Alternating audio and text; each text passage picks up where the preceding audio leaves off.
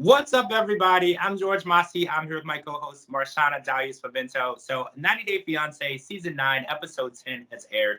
A lot took place, so I want to jump in and talk about what we saw last night. First things first, though, Eve and Muhammad took a break this week.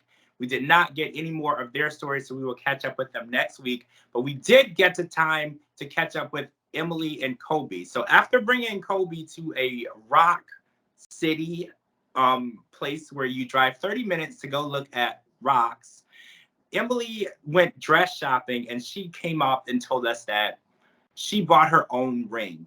And it's not because Kobe doesn't have the money to buy a ring, because he did bring, we know, $4,000 with him. She didn't give him the opportunity to buy a ring. So this kind of sparked a conversation. Should you buy your own ring? And is it important enough to where, because she said, well, what if he buys a ring and I don't like it? So a lot of people said it's really not about what the ring looks like. It's about the fact that he bought it and he gave it to you. So where do you stand on this ring situation? I think that there's a certain kind of woman that buys her own ring. And it's a very controlling woman, a very demanding, a very specific, a very difficult to please woman that would buy her own ring. My wedding ring is not the ring that I wanted. I don't think it matters that much.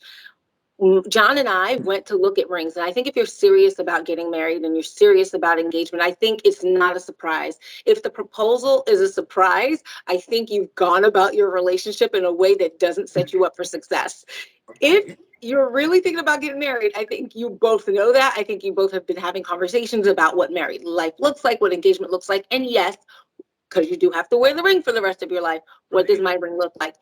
We went looking at rings. I showed my mom pictures of the rings, and the ring that my mom liked is not the ring that I liked. My mom passed, my mom ended up passing away at the end of that very week that we looked at rings. So my mom sadly and tragically passed away literally days later. And then 3 months after my mom passed, John popped the question because obviously things got delayed because my mom died. And he gave me the ring that she chose. This means more to me than getting what I want. So I think it's not just the ring, it's the story behind it. Yeah. It's the sentiment behind it. It's everything. That first ring that he got down on one knee with you in China, Emily, should have some sentimental value to you, even if it's not your dream ring. It's the ring he put on your finger when he got down on one knee and asked you to be his wife. If the ring was so insufficient, if the man was so insufficient, if he didn't have a job, if he was from Cameroon, if he didn't have working papers in the United States, why did you accept? Why did you lay down and get pregnant with a person? Like, I don't like that this show oftentimes show women, really emasculate and degrade their men.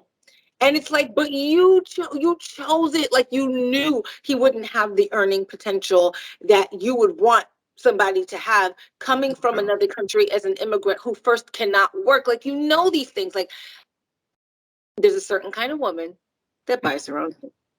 So I want to touch on one other thing. Did you catch that she asked her parents to pay for the wedding and they gave her a $10,000 budget? And she had enough money to buy her own 1 carat ring. That was eyebrow raising for me, because if you go to them and say, look, we need help, we don't have money, we need you to cover this wedding, and then she goes behind everyone's back and buys a 1 carat ring, it makes it seem as though she's using them as a ATM machine, because she did have money. And if that ring costed thousands of dollars, that could have given them a decent enough wedding that she didn't have to ask them for money at all. Or it could have been added to the money that Kobe brought with him and gotten you out of your parents' house and maybe onto some secure footing, or I don't know. It could have been spent somewhere else. It's not that you don't have a ring. You have a ring. And I get it. Sometimes the ring you start with is not the ring you end up with because you want to upgrade your ring. But it just shows you what's more important to Emily is the appearance of things. Because if she has a big, nice ring on her finger, it looks as though she's doing better. She's not concerned with actually doing better, just looking like it. All right, so let's jump over and talk about Jabri and Miona. So we watched a scene where Jabri's parents asked him to meet them at a coffee shop, and he knew that it was going to be a negative conversation because they wanted to get him away from Miona to talk to him. And his mom said that she doesn't want to attend his wedding, which I call 100% BS. I know for a fact that they will attend the wedding. They're just trying to get him to back out of doing it. because they had time in the middle of the day to go to a coffee shop to talk to him, because they're like, oh, well, we can't get time off when they still have 45 days before the 90 days is up. So I feel like, well, how do you feel about parents putting doubt in their children's mind about something that they want? Like, say your son comes to you and says he wants to get married and you think he's not ready. Would it be okay for you to put doubt in his mind right before, after he brought someone over here? It's absolutely okay for me to put doubt in somebody's mind, because I'm not letting somebody's little trash child come and ruin my child's life. So if I feel like the person's not good, you dang all right, I'm going to run interference on every single play. I am not against that. It's okay if it's your child and you feel like they're going to ruin your life, not in the name of, oh, but they're my child and they're grown, am I just going to sit back and let you ruin your life? So that's it. Number two, I'm calling BS, flag on the entire play. I don't believe that any of these issues are real. I don't believe that Jabri is really second guessing life with Miona. I think he's always wanted Miona. I think he still wants Miona. I think he'll always want Miona. I think that for him, Miona is an upgrade, right? She is up there. Like he is jumping the ladder, landing a baddie, I ain't never been with a baddie, like he's doing okay. So I'm not buying this. I think that Jabri is playing to the cameras and production, trying to make it seem more interesting than it actually is, because I think she loves him, he loves her. I don't see where the problems are. I don't think Miona's that controlling. Miona's right. He should be able to have more of a voice with his parents, and in the same breath, his parents are right. Like, I just don't see the conflict here, and I feel like it's manufactured. So on that note, I want to talk about Patrick and Thyee. So we saw a scene last night where Patrick took Thyee to shop for home decor. He said, first of all, back up. He said that you were right. There's nothing in this house that reflects you and your personality. I want to take you and let you add some things to this home to make it feel more like your home. Upon arriving at the store, everything that she said reflected her personality. He refused to buy. And then he said that I've been spending a lot of money on you. And he threw out a number of $10,000. And he said that that included food and housing and water and a cell phone that she didn't ask for. The question that I'm having is Patrick living beyond his means? Because he wrapped that phone and gave it to her as a gift and then threw it back in her face and said, I bought this for you. That is not how gifts work. The thing is, Patrick, you're letting me down, because this was a relationship that I believed the most in out of all the couples of the seasons. And every single time it comes back to it that Thyee is right. Like, Thyee is so right. You don't throw money at the person that you love and care for and that you say is going to be your wife, that you've brought from another country, removed from her place of comfort, and you throw a credit card and money at her. It was never about the money. And I love that Thyee said that. It's not about the money. This young lady has uprooted her life, and she doesn't know the financial situation that she is going into. It is okay, I think, if you're talking about getting married and blending a life, to have a conversation where we open up the books, right? We check the ledger and we see, are we a paycheck away from the streets? She complains about John living with them, and rightfully so, because it appears that John has a bad relationship with alcohol. But Patrick, if it is that John had to live with you because you cannot afford it on your own, then you need to say that. You need to show Thyee, look, here it is. Here's what I bring in. Sometimes it fluctuates. I don't think that that's an unnatural ask. And he's over here throwing daggers at her, saying, oh, you never cared before. Well, before I didn't live with you, before I didn't get up out of, my country and come here. I think she's simply asking to know what is the state of their finances, because she is wholly and totally dependent on him for food, clothing, and shelter. Everything. That being said, I hated the way that he spoke to her. I think it was disrespectful. I think he is trying to be controlling.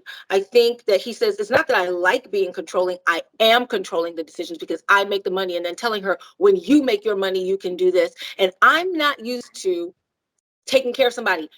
Again, if you're not used to being, or not comfortable with the position of, I am the one who provides all of the finances for the relationship, why would you choose to bring somebody here on a K-1 visa when you know they can't work? If your setup that makes you feel more comfortable is, it's not all up to me, I work and she works, then you need to seek a different kind of relationship, because there's no way this relationship can support that. I agree. And I'm so big on financial transparency because I think the highest number I saw was over 80% of divorces have to do with finances. So Absolutely. financial transparency is so important. And I said online on Twitter yesterday, I was like, I want to see a credit report or less W-2. Like, I want to know what I'm going to be getting into because you're entering into debt with that person. You understand? Like, because he said you're not sticking to a budget. Well, she was like, I wouldn't know what a budget is because you don't tell me what you have. Like if you tell me I have $1,000, then I know I shouldn't spend more than $200 at the store. But if you don't give me anything to work on, I don't know how to work inside of a budget that doesn't exist. You take her to a store, you say, pick out what represents you best in your personality, and then you say, that's too much money. I don't see the purpose of doing that. When you drove there in a expensive Tesla with a Rolex on your wrist, it makes it seem as though you'll spend money on yourself, but Thyee is not important enough to spend your money on. And I don't like that. And I don't like that either. And I'm so glad you brought that up because it's something that he said to her, like, it's because he doesn't see the value in decor, right? Yes. To him, if we have furnishings, it's okay. But, as a woman, she wants to decorate her home. I don't think he would ever be comfortable spending the money on decor, whether it's now, after the wedding, or whatever, because he simply doesn't see value in it. My husband asked me to move in with him after 3 weeks of dating. That is 21 days. So when I see these couples moving lightning fast into relationships, I get it.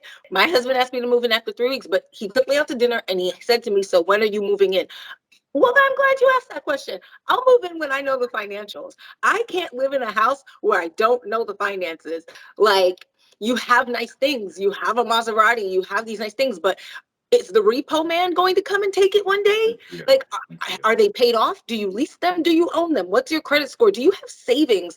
When we live, paycheck to paycheck, what would you expect from me to financially contribute to this relationship if I were to live with you? And my husband told me the credit score, pulled it up on Experian, showed me the bank account. This is what I have in savings. This is what I owe on the Maserati. And if it makes you feel more comfortable, I will pay it off before you move in. And he did. So I was able to see the full financial picture of the home I would be living in. I wish, in hindsight, some of these girls do that before they get here, but I can understand how that conversation didn't happen. And it wasn't as pressing then because you didn't live with them then. I live with you now. I need to know now. All right, guys. So we've run out of time for part one. We're going to come back with part two, and we're going to discuss prenuptial agreements and MMA fighting. This show is trending again. When I woke up this morning, 90 Day Fiance was still trending. Everyone is still talking about it. I'm George Mossey. This is my co-host, Marshana Dahlia for Vento. Make sure you're live tweeting with us every Sunday night. We'll talk to you all really soon.